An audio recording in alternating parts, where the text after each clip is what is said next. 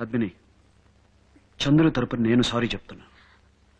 వాడు నీ గురించి అలా మాట్లాడడం తప్పే, కానీ వాడు నా మీదున్న ప్రేమతో అలా మాట్లాడాడు. నువ్వే సర్దుకుపోవాలి ప్లీజ్.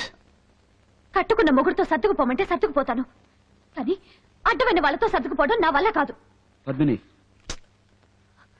నా పగ తీర్చుకోవడానికి నా భర్త చనిపోయినా పర్వాలేదు, నేను అనుకున్నది సాధించాలనుకునే రాక్షసులని అందరి ముందు అసహ్యంగా మాట్లాడాడు. ఇంత జరిగిన తర్వాత కూడా ఇంట్లో ఎలా ఉండమంటారండి? నేనుండను. ఎందుకు అలా బాధపడతావు? వాడు అన్న మాటలు ఎవరు నమ్ముతారు? నమ్ముతారా లేదా అనేది కాదండి సమస్య. ఈ ఇంట్లో అతను ఏం చేసినా, నా గురించి ఏం మాట్లాడినా ఇదేంటని అడిగేవాళ్ళు లేరు. ఒకవేళ ఎవరైనా అడిగితే మీరు ఊరుకోరు, ఎందుకంటే మీకు మీ భార్య కన్నా మీ ఫ్రెండే ముఖ్యం. పద్మిని, ఏ రోజైతే మీకు మీ ఫ్రెండ్ కన్నా భార్య ముఖ్యం అనుకుంటారో ఆ రోజు నుంచి మనం కలిసి ఉండేది. పద్మిని, నాకు నువ్వు కావాలి, వాడు కావాలి. లేదు, నేనా అతనా ఎవరు కావాలో మీరే నిర్ణయించుకోండి. నీ కోసమే కాదు, ఎవరి కోసం వాడిని వదులుకోను. ఎందుకు ఎందుకు వదులుకోలేరు? అంటే అతని కోసం నన్ను కూడా వదులుకోవడానికి సిద్ధంగా ఉన్నారు, అంతేగా? తాళి కట్టిన భార్య కన్నా, కన్న తల్లిదండ్రుల కన్నా అతనే ముఖ్యం అనుకుంటున్నారే, దానికి కారణం ఏంటి? నాకు చెప్పి తీరాలి. ఇదే ప్రశ్న అందరూ ఇంట్లో నన్ను చాలాసార్లు అడిగారు, కానీ ఎవ్వరికీ సమాధానం చెప్పలేదు.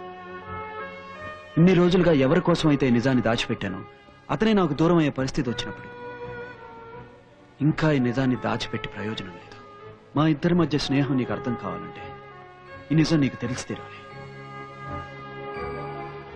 నీకు చంద్రు గురించి చెప్పే ముందు అతని తమ్ముడు చిన్నా గురించి చెప్పాలి. చంద్రు అనాథ, వాడికి సొంతం అంటూ ఉన్నది మోగ చెవిటివాడైన అతని తమ్ముడు చిన్నాయే. చంద్రుకి అతనంటే ప్రాణం. ఒక్క నిమిషం కూడా వదిలి ఉండేవాడు కాదు, ఎప్పుడు భుజాల మీద ఎక్కించుకుని తిరిగేవాడు. అలాంటి చిన్న 15 సంవత్సరాల క్రితం చచ్చిపోయాడు.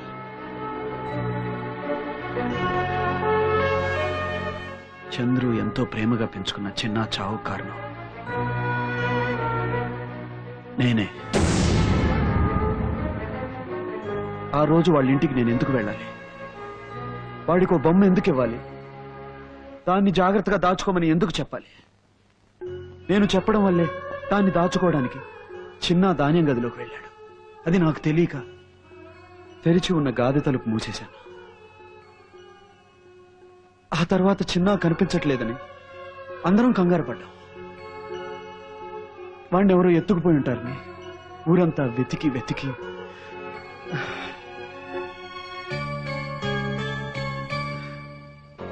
వారం రోజుల తర్వాత గాది నుంచి దుర్వాసన వస్తుంటే తెరిచి చూశాం. చీకట్లో ఊపిరాడక, అరవటానికి నోరు లేక, బయటికి రాలేక అక్కడే ప్రాణాలు వదిలేసిన చిన్న శవం. వాడి తమ్ముడి శవాన్ని పట్టుకుని గుండెలు పగిలేలా ఏడుస్తున్న చంద్రుకి ఏం చెప్పగలను? నీ తమ్ముడు చావు కారణం నేనేనని ఎలా చెప్పగలను?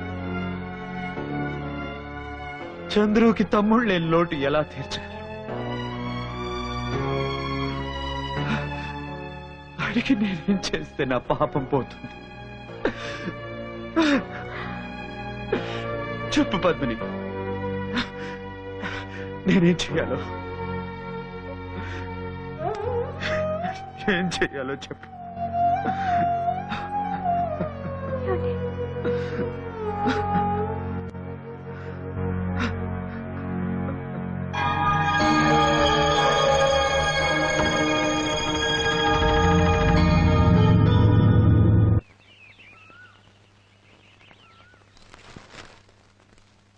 Good morning. కాఫీ.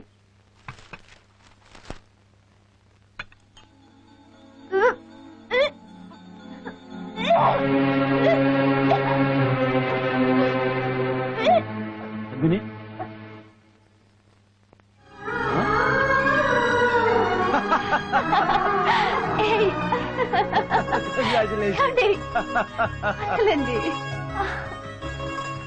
ఒక నిమిషం. అత్తయ్య మావయ్య పెరట్లో ఉన్నారండి. ఇది వాళ్ళ కోసం కాదు, చంద్రు కోసం. వాడికి నేను తండ్రినేనని తెలిస్తే చాలా సంతోషిస్తాడు. వెంటనే వాడి నోరు తీపి చేయాలి.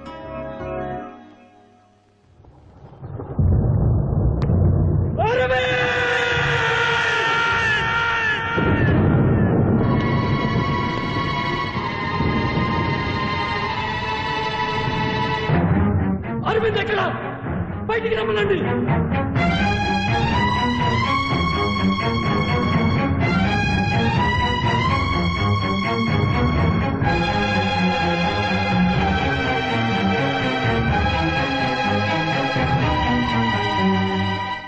నా తమ్ముడిని చంపింది నువ్వే కదా?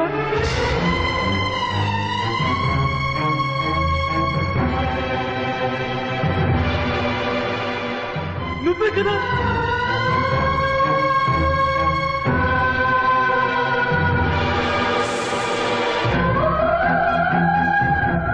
వాడికి నాకన్నా నీ మీద ఎక్కువ ప్రేమ కదరా?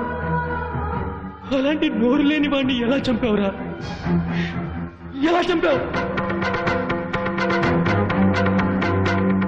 ఎలా చంపగలిగావు? చెప్పు చెప్పు.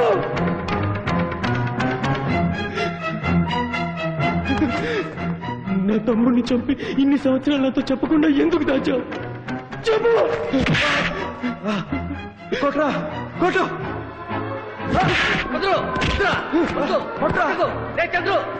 నాతో చెప్పకుండా ఎందుకు దాచావు? ప్లీజ్ చెప్పేది విను. వద్దు ప్లీజ్ విను. అరవింద్ నువ్వు వెళ్ళిపోరా, వెళ్ళిపో. వదలరా వాడిని. వాడి కోపం తీసుకొని నన్ను ఏం చేసినా పర్వాలేదు. వదలరా వదలవు. వాడి తప్పని నేనే చంపింది. ఎందుకు ఎందుకు నా ఇంతకాలం నాతో చెప్పలేదు? వదలు. వదలరా శివు. వదలరా వాడిని. వాడి కోపం తీసుకొని నన్ను కొట్టినా పర్వాలేదురా. రారా కొట్టు రా. చంద్రు నా మాట వినరా, మనమంతా ఒక్కటే.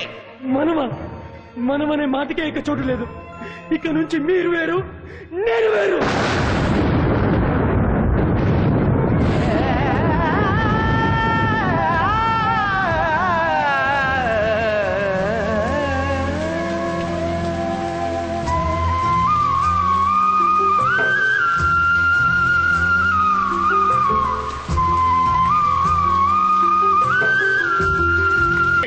నా కడుపులో చెడబుట్టావు కదా దోలు. ఏమిటండి వాడిని ఎందుకలా కొడుతున్నారు? మీకేమైనా పిచ్చి పట్టిందా?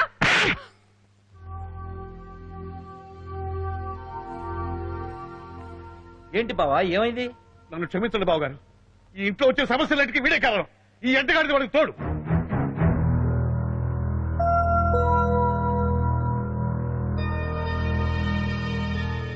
ఆ రోజు అమృత బయట చెంగు నిప్పటిచ్చింది, ఎడ్ల పద్దెంలో ఇరు సిరిగిపోయేలా చేసింది. ఆ నేరం 18 మీద నెట్టింది వీడే.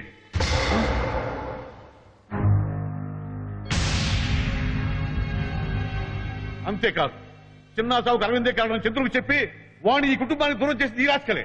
వెడరా వెళ్ళి ఆయన కాళ్ళ మీద పడి క్షమాపడాడు. చాలా ఆపు. ఎవరి కాళ్ళ మీద పడవలసిన అవసరం నాకు లేదు. కావాలంటే ఆ చంద్రుగాడ్లాగా వాళ్ళు వదిలేసిన ఎంగిలి మెతుకులు తింటూ ఓచిగా ఇక్కడే పడుండు. వస్తా. వదిలమ్మా.